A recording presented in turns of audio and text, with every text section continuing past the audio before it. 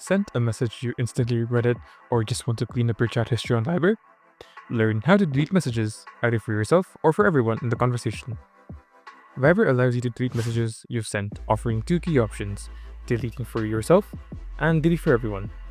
Deleting for everyone is particularly useful for rectifying mistakes or removing sensitive information, as it removes the message from all participants' devices.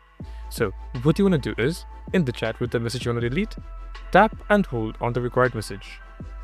In a second or two, a prompt will open up. Look for the option near the bottom labeled delete. Then tap on it.